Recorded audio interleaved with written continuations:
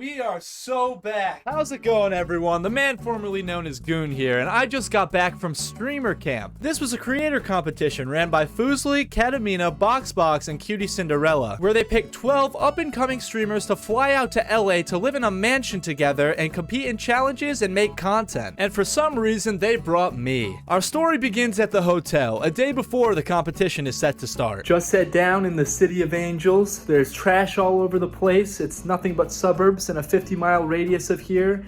You can only get places by car, which is some sort of cruel joke they're playing on people because gas is $2 more expensive than back home. So I'm really loving the city so far. I get into the hotel. We go out to a Vietnamese place, and that's when I start to meet everyone. I started to notice a trend among a lot of the campers. And I'll tell you what that was. I was taller than all of them. 5'11" moment? True.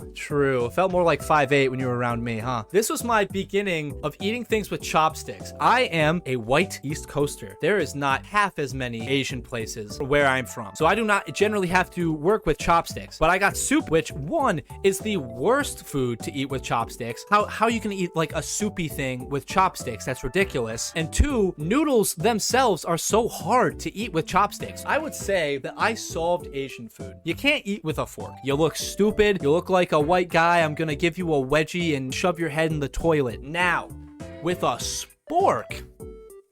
Hear me out. You get the soup. Generally, there's lots of stuff in the soup, like noodles, meats, little rice cake thingies. The spork is like made for that. But instead, I gotta use these two stupid little sticks that I can't use because I'm too stupid. Go to big mall. Go to a big outdoor mall. What I noticed at this mall, though, that's very weird. There were no birds in the whole mall, which is really odd because in malls where I'm from, we have birds in indoor malls. The whole time I was in LA, I only saw seagulls. And that was at the beach. Where are all the birds? What have they done with the birds? This is me on the right. What was this place called? Lush. Yummy bath bombs? Dude, for real. We stayed in that Lush place for a long time, and I was having the time of my life. Tank battle, Lord of Misrule, Breath of God.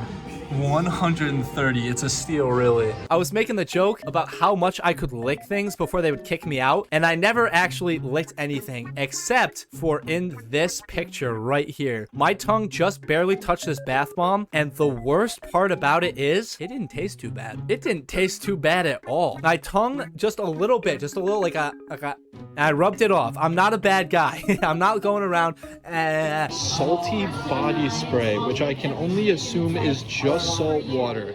How much does this go for in LA? Oh, only $50. I took the bottles, I would spray them on my hands and then rub them all over myself. And then I'd take the next bottle, psst, and then throughout the rest of the day I was there, I kept telling people to smell my hand. And for some reason, no one wanted to. I don't get what that was all about. I wasn't trustworthy or something. I see that hasn't changed yet. And then we went to BoxBox's place. We get there, and I immediately gravitate into his living room. He bought a massage chair very recently. He turns it on, and let me tell you something. This machine is broken, man. It starts from the ass, and that chair taught me some things about myself. That chair taught me more than I learned at Streamer Camp. It'd go hard. It'd go hard. And then it'd work its way up your back, all the way up, and then into the shoulders. And then when it got to the shoulders, all of a sudden, completely crush you. There was one point I was in that chair where I literally couldn't breathe for a few seconds. But I liked it. It starts off strong, but you know, after a while it gets all right. But I'm chilling in the chair. Albert is in his living room. He immediately pulls out Dance Dance Revolution. I'm like, oh, you got DDR, man? And he's like, yeah, dude, this is how I get my exercise daily. And then he just puts on an anime song and starts fucking killing it in DDR. BoxBox is so talented. He's actually really talented in a lot of things. It's almost upsetting. But then we were just kind of chilling in his room, and I, at this point, am very jet lagged. I remember I was sitting in a massive beanbag chair they had. They had put TFT up on the TV. I'm so tired. I'm sitting back like this, watching TFT for like 20 minutes, and I don't know what's going on. It's like flashy lights, dude. It's like I'm going to see Oppenheimer, but I only care about the bomb. And then I headed back to my apartment. That was the end of day 1. Day 0.5. This one's interesting. It takes some explaining. Hotel checkout was at 12 for me, but I could only check in at our house at 5, which means there was a 5-hour span where I was homeless in LA. So I just kind of wandered. I was like, I'm gonna get the real LA experience. So I got an Uber to Venice Beach. Venice Beach is not exactly what I was expecting. This is Venice Beach.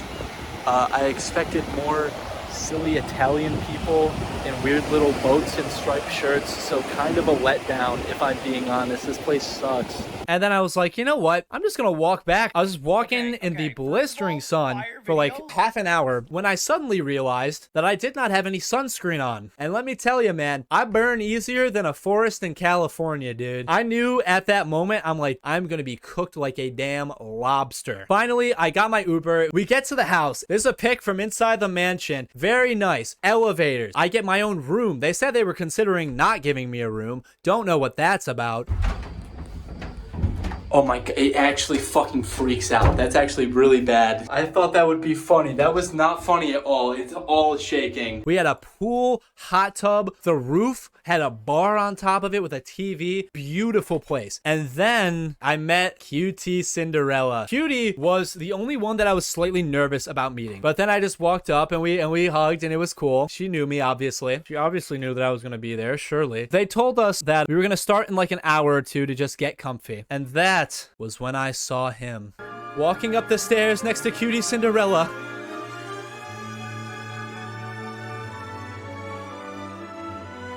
Oh, Ludwig Ogren. And he was everything I knew he would be. I can still picture ourselves looking into each other's eyes for the first time, and there was immediately a spark. And he walked right over to me, and we tapped up. And he said, "How's it going, homie?" And right then I knew we'd be best friends. But yeah, I met Ludwig. I told him how I was homeless for 5 hours. He didn't really understand what I was talking about. Also, I'll leak this right now. Ludwig Ogren, shorter than me. I know it's kind of a dead meme to say how tall Ludwig is, but I just wanted to know if I was taller. The whole time when they were like introducing teams and doing stuff, he was just sitting back at that table like this. And I'm like, damn, he's just a guy. He's just a guy being a dude. But regardless, we get into the introduction ceremony. I get picked onto Cutie Cinderella's team. And it just so happens that every other fully white creator also got picked onto the only white host team. Funny enough. Weird how that is. We all get picked on our team, and then it's trivia night. And that was really fun. And then the party begins. We actually had a really fun night that night. I had drank my whole flask. My flask was going to be a bit just for the first day. It became kind of a bit the entire time I was there because I kept drinking from the flask the whole time. Pog alcoholism? No, guys, no. It's not like that. It's not like that at all, guys. But that's when I really got to start getting to know people. I'll tell you, the best time throughout the whole camp was when we were off stream, just having a good time doing our thing. I think that was the first time I kind of hung out with Fuslie a lot. And Fuslie is just a cool ass girl. Fuslie is it a leak that she's cool? That's my Fuslie leak. She's actually cool. You wouldn't believe it. That was also the night I met Broden. Broden, actually tall. Like, you know, obviously got along with him very quickly. I did not know who Broden was, so I was like, oh, he must be one of Leslie's friends that works in production. He must be like a camera guy or something. And we were talking and chilling that whole night. Little did I know, like, that Broden is like the entire content manager for offline TV, because I thought Broden was just some chump. I thought he was just some dude. He made the video. Let's watch the video real quick. Too many streams. Leslie, I'm just getting... Hold on, pause. Wait, I need to check something. There's no cheese on that pizza, is there? There's no cheese on that pizza, is there? Because I found out today, I didn't even know this was a real thing, that Myung takes her cheese off her pizza. She made Rain, a real New Yorker, take her cheese off the pizza, and Rain was like, yeah, this is the meta. Yeah, you should take your cheese off your pizza. What? What? Are you crazy? I'm not even from New York City. And I know that's a sin. That's an evil sin that evil psychopaths do. But anyways, day 2. This is a picture of me pogging at a dead rat in a parking lot. But this is the day I met Valkyrie. I decided one morning I was just going to play Galaga. I was just playing it on the machine. I was getting high score after high score. I'll tell you that much. But I'm just playing Galaga at one point. It's like in the corner of the house. And then Valkyrie walks over with Mika, her dog. And she like introduces herself. And I introduce myself. And we have a very quick conversation. And then I just go back to playing Galaga. And I kind of ignored her. And looking back on it, I'm like, I probably should have had more of a conversation with one of the biggest creators in the world, but I'm a gamer. Hey, at my core, I'm a gamer. Here's the thing. That is the exact same way I would treat anyone if they walked up to me and introduced themselves. So then we had the scavenger hunt, and this was at Santa Monica Pier. That's essentially, it's the pier from GTA. There's a lot of things in LA that are exactly like GTA. Who fucking knew? All right, Oh yeah, I jumped into the ocean. I want to do that first because I thought it'd be funny to kind of walk around Santa Monica Pier completely drenched. Looking back on it, probably wouldn't have been very funny for anyone. It would just would have been pain for me. And then we won by like 20 minutes. I got there like soaking wet, covered in sand. Those pants, they still have sand to them to this day. Pants check. Do they still have sand in the pockets? Yes, they do. Jesus, oh my God. What am I going to do about this? This is when things kind of started to turn. I went into streamer camp not caring if I won. But then we got first place and second place yesterday. Then we got first place again today. So once we actually won this competition, I realized like, oh, I can win. But then we had improv night. I was really excited for improv night. We walk into this little theater. I didn't really know who was going to be there. Lots of famous people. They're all lined up for us. And then we did improv night, which was really good. I enjoyed improv a lot. But the ride home, Cutie had to leave. We had to get a ride with Broden. It was me, Duck, and Allie. He brings us to his car. He's got a bit of a shit meter. It's kind of falling apart, a bit rusty. You have to unlock all of the doors from the inside. Not to mention the driver's side door doesn't even have a handle. He said it has character. And so I'm like, all right, man, sure, has character. So we start driving. We're talking about what he does. Everything's normal. We're just heading back. Then all of a sudden, I see behind me, you get fucking pulled over by the LAPD. Uh-oh. They ask for his license and registration, and they tell old Broden, they say, hey man, your registration is out of date by like over a year. And I'm like, yeah. In the back, I'm sitting there, I'm like, yeah, I guess that makes a lot of sense. But then Broden, you know, Uncle Broden taught us something really cool. He took out a crisp $2 bill from his pocket and he slid it in the cop's holster and he said, hey, how about I give you my number instead? And then they let us drive away. That's when I learned how cool Broden really was. Later that night, yes, it was Corey's birthday, which, funny enough, I'm kind of mad it was Corey's birthday because one of my bits this week was going to be one day, I thought it was going to be funny just to tell people like, yeah, it's my birthday. Like, I'm turning 22. And I just hope that no one like says anything. Looking back on it, I'm kind of glad because they got Corey cake. They got Corey gifts. They sang happy birthday to him like 3 times. And then they got him another cake. So looking back on it, it kind of would have been a really fucking jackass move to have said it was my birthday. And then they do all of this. Like, looking back, very funny. In the moment, not very funny. Me and Logan went up on the roof actually, and we turned on a little fire pit they had up there. You can see all the beautiful LA smog. You know, I miss it. Can almost still taste it, really. That was probably one of the most fun nights I had. That was the first night that I talked to Mi Young. She was the most fun one to hang out with. I had no idea what to expect from Mi Young. I was sitting up here, and somehow we get into like talking about murder, and she starts talking about the best time to murder someone is when it rains, because it washes away the evidence. And we're all like, huh? Like, what are you talking about? She's like, I watch a lot of murder documentaries. I know how to murder. And so me and Mi Young just started talking about stuff like that, like how to murder people, how we were going to murder Leslie. I kept trying to convince her to punch the fire. There was a little gas fire, and I kept punching it, and she kept like freaking out. This is when I realized me and Mi Young are the same. The whole night, we would just like at one point look at each other and be like, yeah, and then we dap up and we were like, yeah, we're the same. We're two sides of the same coin. Me and Mi Young made a pact. When one of us dies or one of us murders the other person, we will taxidermy the other one and put them in the back of our stream rooms and never mention it. So if you ever see me cameoing a lot in Mi Young's streams, you'll know why.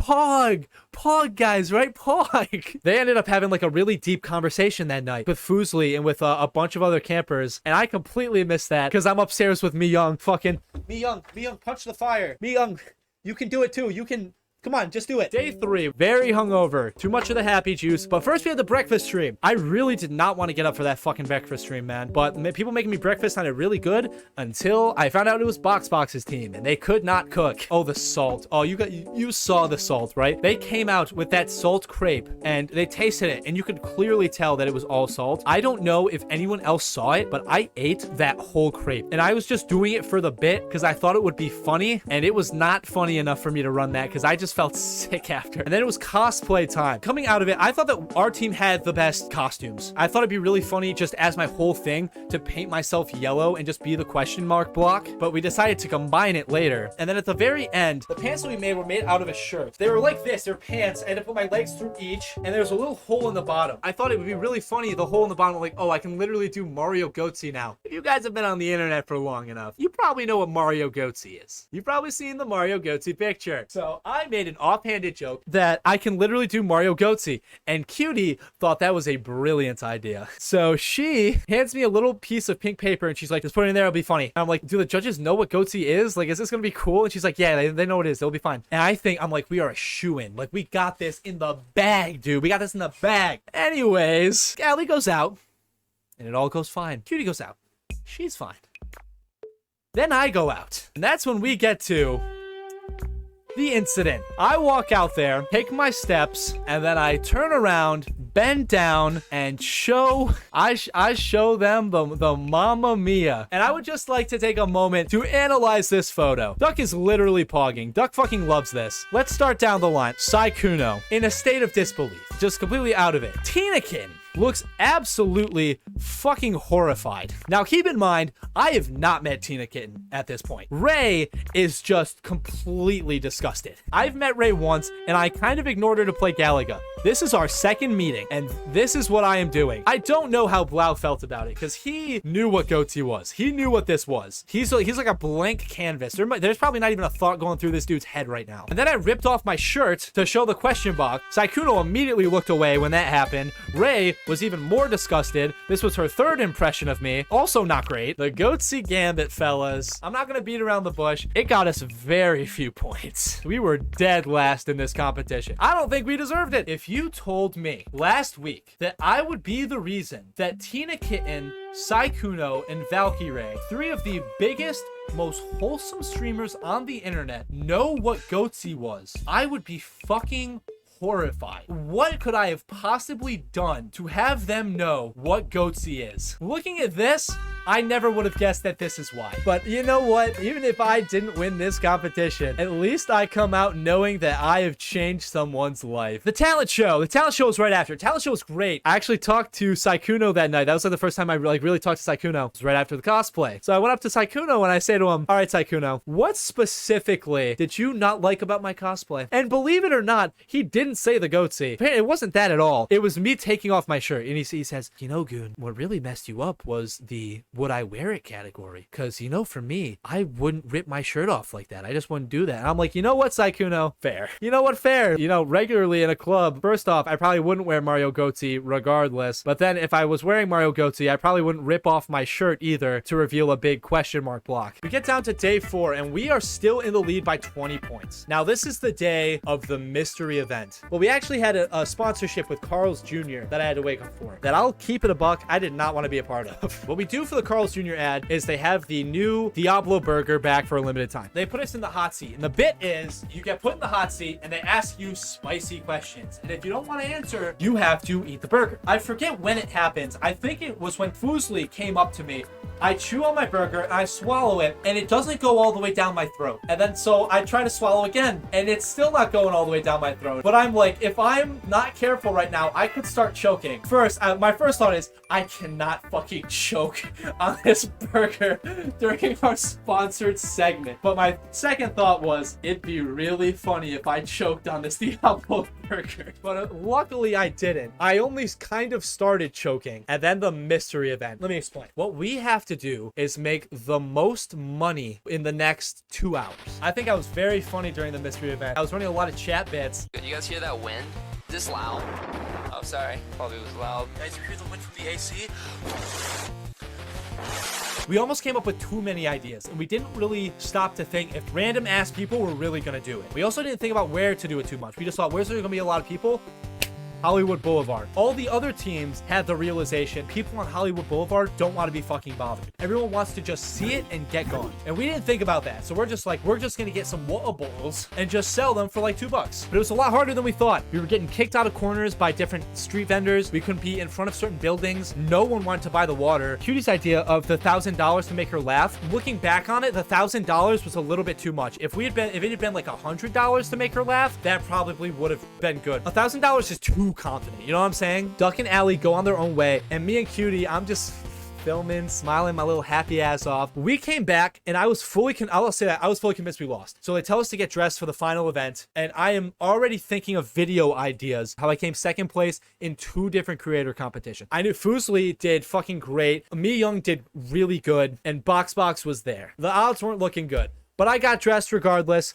They sit us down. They give out the awards. They give us a little survey beforehand where we all got to vote on who we thought was the best at certain things. Who was the nicest, who was the MVP, most helpful, who was the funniest. First, they told us who won the competition and somehow got second place. But that meant that us and Fuslie were tied at the very end, which means it came down to awards that we voted on. And even at the end of that, we were all tied up until there was only one left. And that was for the funniest. Like I said, you guys decided this, and this is the award for the most funniest, which is a simple award. But the campers, you guys have voted, and it went to All Hail Goon.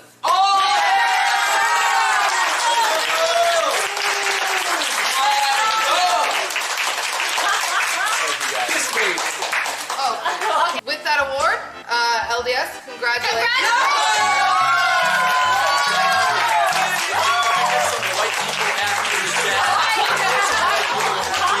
I didn't help you at all.